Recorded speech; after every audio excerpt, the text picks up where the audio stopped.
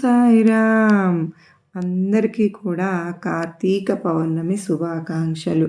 ఈరోజు సాయినాథుడు నా ఆజ్ఞ లేకుండా ఎవరు షిరిడీకి రారు అని చెప్పడంలోని అర్థం ఏమిటో తెలుసుకుందాం. అంటే బాబావారు దానిలో అంటే బా చెప్పి షిరిడి అని అంటే బాబా అని అర్థం. బాబావారి స్థానం నా సంకల్పం లేకుండా షిరిడీకి ఎవరు రారు అని అంటే సాయినాథుని సంకల్పం లేకుండా బాబాను ఎవ్వరు కూడా స్మరించుకోరు అని అర్థం. ఎందుకని అని అంటే కనుక షిరిడి దేనికి, ఇది అంతకుముందు కూడా బాబా ఉన్నారు కనుక బాబా ఇప్పుడు సమాధి ఉన్నది. మరి సాయినాథుడు ఏమన్నారు, నా సమాధి నా భక్తుల వెంటే ఉంటుంది అంటే కనుక మళ్ళీ ఓ పక్కన నా కాబట్టి ఇక్కడ షిరిడి ఉంది, మన దగ్గరే ఉంది సమాధి.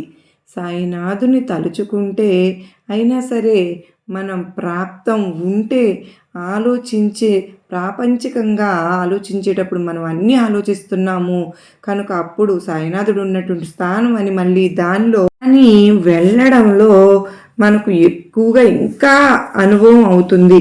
మరి బాబా ఆజ్ఞ లేకుండా రారు అని చెప్పినప్పుడు మరి నూనె వర్తకులు వచ్చి నన్ను వేధిస్తున్నారని అట్లాంటి వాళ్ళందరూ ఎందుకు వచ్చినట్లు మరి సాయినాథుని దగ్గరకు అని గనక మనం అనుకుంటే బాబావారే చెప్పారు, నా ఆజ్ఞ లేకుండా వచ్చారు, సాయినాథుని ఆజ్ఞతో వేధిస్తూ ఉన్నారు, సాయినాథుని వేధిస్తున్నారు కానీ వేధించరని చెప్పారా సాయినాథుడు. నా ఆజ్ఞతో వస్తారు, వచ్చిన వాళ్ళు ఎలా ఉంటారో మనకేం తెలుసు. వేధించే వాళ్ళు ఉంటారు, వేపుకు తినేవాళ్ళు కూడా ఉంటారు. మరి అలాంటప్పుడు మనం బాబావారి దగ్గరికి ఎందుకు వెళ్తున్నాము, ప్రేమతో వెళ్తున్నాము.